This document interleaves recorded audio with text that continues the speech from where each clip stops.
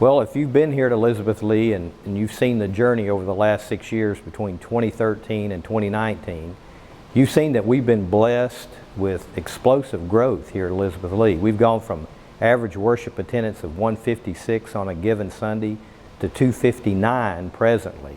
And we're really bursting at the seams, which is a great problem to have.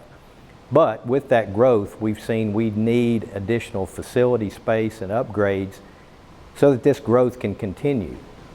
The Planning Committee has looked back historically over the history of the church, and what we've seen is that we have historically bumped up against a limit when we approached 210 to 220 in worship attendance.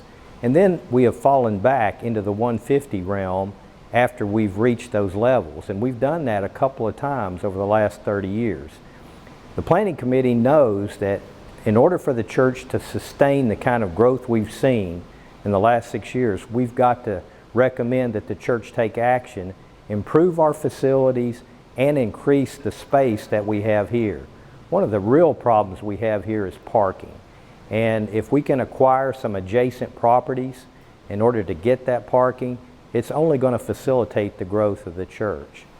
So the Planning Committee has come up with a 3-phase, 10-year plan for the growth of the church. And that's what we're proposing and recommending to the church. The 10-year plan involves 3-year increments. Phase 1 would be the first 3 years.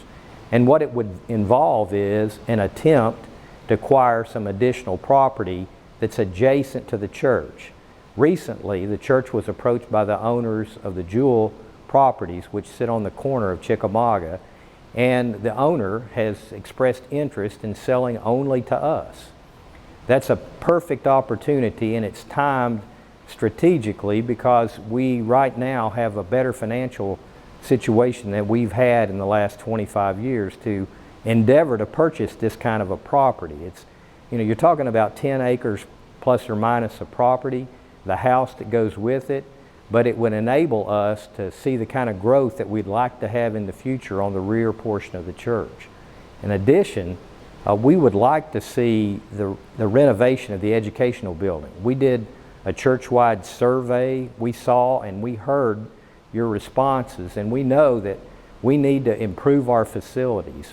Restrooms and facility upgrades in that educational building that would benefit the children and the young families that have invested in our church is something that we cannot ignore, and we must recommend to the church that we do take some kind of an action to bring this plan about.